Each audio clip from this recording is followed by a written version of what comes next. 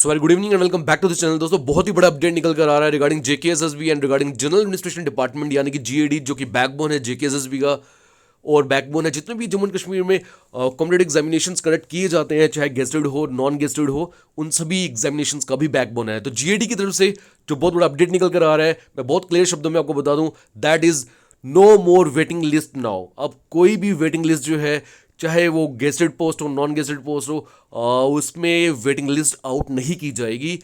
तो ये notification GAD की तरफ से उनकी वेबसाइट के ऊपर आउट कर दी गई है। 3 शो ऑर्डर्स जो हैं वो रिलीज किए गए हैं। आप जीएडी की वेबसाइट के ऊपर जाएंगे, आपको वो तीनों शो ऑर्डर्स जो हैं वो दिख जाएंगे, और जिन नोटिफिकेशंस को वो पॉइंट आउट करते हैं या रेफर करते हैं, आप उनको भी अगर डाउनलोड करोगे गूगल से तो हर एक बात की क्लैरिटी आपको खुद मिल जाएगी। बट इतना काम आपको खुद ना करना पड़े, तो इसीलिए वो सब नोटिफिकेशंस को मैंने डाउनलोड किए है और मैं अब इस वीडियो में आपको वो सब समझाने वाला हूँ। दोस्तों आप सभी को मालूम है, जब भी हम कोई भी कॉम्पिटेटिव एग्जामिनेशन देते हैं और जब इसका रिजल्ट आउट होता है, तो कभी बहुत बार ऐसा होता है कि कोई एक स्टूडेंट या बहुत सारे स्टूडेंट्स ऐसे रहते हैं जिनका स्कोर जो रिजल्ट जो आया होता है वो आधे नंबर से, 1 नंबर से या 0.25 मार्क्स से सिलेक्शन उनकी रुक जाती है। और इस वजह से वो इतनी मायूसी होती भी है और नहीं भी होती है, क्योंकि मन में ख्याल रहता है, एक उम्मीद रहती है कि जो वेटिंग लिस्ट है वो आउट होगी या होने वाली है, और उस वेटिंग लिस्ट में अगर उनका नाम होगा, और डेफिनेटली होगा, अगर 0.25 से 0.5 से या 1 नंबर से सिलेक्शन रुकी होगी, तो उन स्टूडेंट्स का नाम मोस्ट प्रॉब्ली वेटिंग लिस्ट में होगा। और वेटिंग लिस्ट में अगर उनका नाम है तो क्लियर आउट हो जाएगा वहाँ से, और उनकी सिलेक्शन फाइनल जो है वो हो जाएगी। बिकॉज आमतौर पे ये देखा गया है कि जब भी कोई सिलेक्शन रिजल्ट आउट होता है या लिस्ट आउट होती है, तो अगर 100 कैंडिडेट की सिलेक्शन हुई है तो 100 के 100 जो है वो ज्वाइन नहीं करते हैं। बहुत सारे बच्चे 5, 6, 7, 8 ऐसे रहते हैं जो वैकेंट रह जाती है उनकी वजह से, पोस्ट जो पोस्ट को छोड़ देते हैं। Reason being at the same time उन्होंने और भी कॉम्पिटेटिव एग्जामिनेशंस दिए होते हैं, वहाँ पर भी उनकी सिलेक्शन हो जाती है, जो कि पोस्ट का लेवल हायर होता है as compared to the previous post, इसलिए वो उसको ज्वाइन करते हैं। तो दूसरी वैकेंसी जो है वो वैकेंट रह जाती है, वेटिंग लिस्ट से बच्चे जो है क्लियर आउट करते हैं और वो वैकेंसीज जो है फुलफिल की जाती है, फिल होती है। बट जो जीएडी की तरफ से अब नोटिफिकेशन आउट किया है, हैरानगी की बात ये है कि वेटिंग लिस्ट को आप खत्म कर रहे हो, बट ये क्यों कर रहे हो, इसका कोई रीज़न जो है उन्होंने दिया नहीं है।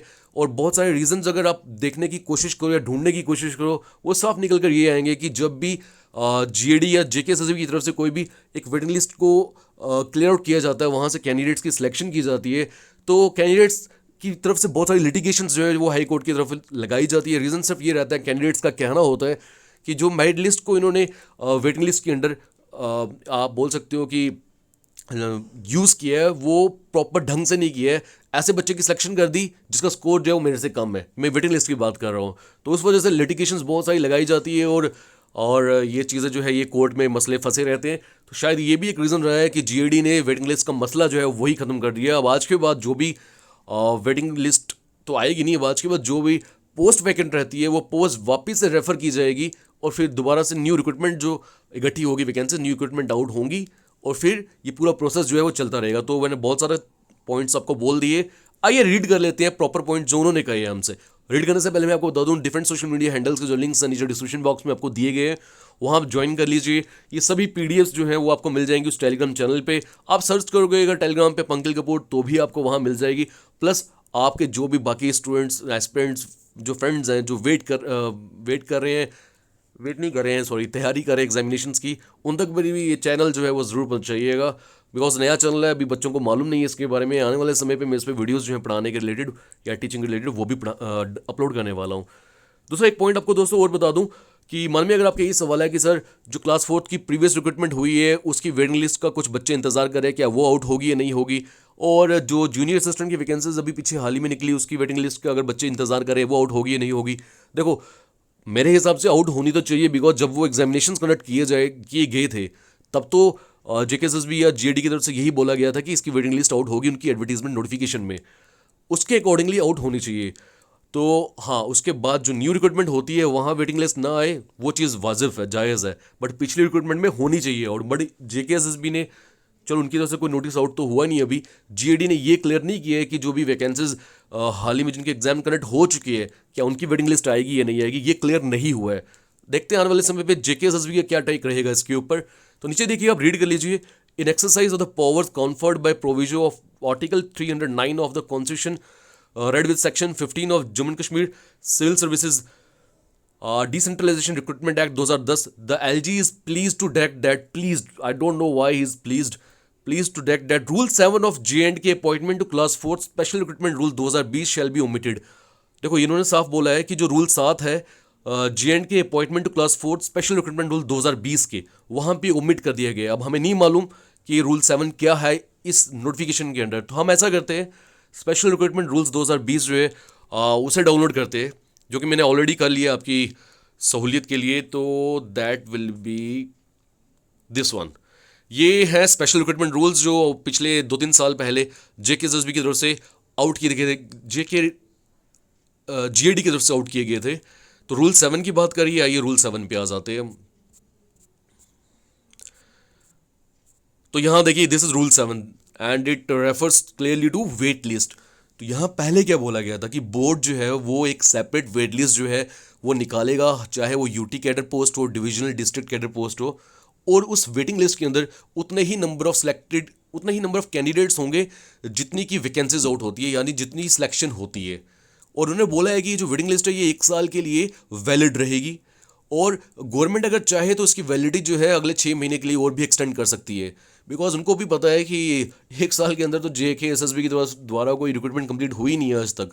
फिर सेकंड पॉइंट क्या लिखा है, जो कंबाइंड वेटिंग लिस्ट है shall be maintained by service selection board separately. वो इस JKSSB जो है उस वेटिंग लिस्ट को मेंटेन करेगा, और इन केस कोई भी वैकेंसी जो है वो अनफिल रहती है नॉन ज्वाइनिंग की वजह से, तो GAD shall immediately and not later than 3 months inform the general administration department. अच्छा, तो JKSSB का जो एडमिनिस्ट्रेटिव डिपार्टमेंट है वो GAD को बताएगा, और GAD जो है उन वैकेंसीज को कंसोलिडेट करेगी जो कि नॉन ज्वाइनिंग की वजह से है, और वापस से फॉरवर्ड करेगी सर्विस सिलेक्शन बोर्ड को। Which shall forward list of candidates next in merit, जो कि नेक्स्ट इन मेरिट यानी कि वेटिंग लिस्ट में कैंडिडेट्स होंगे उनको GAD की तरफ से या GAD को फॉरवर्ड करेगी, और फाइनली उनकी सिलेक्शन होगी। तो मैं साफ शब्दों में बोलता हूँ, ये गोल मिला के आप रीड कर रहे हो, उससे ज़रूरी नहीं है पूरा रीड करना। मैं साफ शब्दों में बताता हूँ कि यहाँ ये बताया था कि वेटिंग लिस्ट आउट होगी, ठीक है, और अगर कोई नॉन ज्वाइनिंग की वजह से वैकेंसी खाली रहती है तो नेक्स्ट इन मेरिट जो बच्चा होगा उसको मौका दिया जाएगा, वो सिलेक्शन का हकदार होगा। ये पहले था, बट अभी इन्होंने क्या बोला, इस रूल 7 को यानी कि इस वेटिंग लिस्ट के पूरे पॉइंट को ही यहाँ से ओमिट कर दिया गया, यानी कि no more waiting list now. Clear दोस्तों? आइए एक पॉइंट और मैं आपको बता दूं। देखो जो शो ऑर्डर की मैंने बात की, एक 7 जो मैंने आपको भी रीड करवाया वो आउट किया गया है, एक शो ऑर्डर 6 भी आउट किया गया है। ये GAD की वेबसाइट पे आपको मिल जाएगा, जहां पे J&K combined competitive examination rules 2018 में रूल 16 को ओमिट किया गया है, और उसके भी मैंने नोटिफिकेशन डाउनलोड करी हुई है। आ जाते हैं उस पर भी। ये है CC रूल, इसके भी उस रूल पे जाओगे आपको पता चल जाएगा वेटिंग लिस्ट जो है वो ओमिट कर दी गई है अब। और एक शो ऑर्डर 5 ये भी GAD की वेबसाइट पे मिल जाएगा आपको, कि J&K civil services decentralization and recruitment rule 2010 उसका रूल 14 का सब रूल 7 उसे भी ओमिट कर दिया गया है। तो आपकी सहूलियत के लिए मैंने वो भी डाउनलोड करा हुआ है, आप देखना चाहे वो भी देख सकते हैं।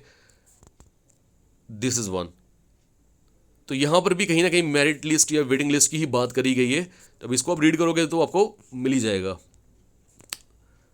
ये रिमूवल ऑफ डिफिकल्टीज के दौरान ये आप रीड करेंगे। मैं इसकी PDF जो है वो आपको टेलीग्राम चैनल पे जो है फॉरवर्ड कर देता हूँ, आप वहाँ से एक बार देख लीजिए।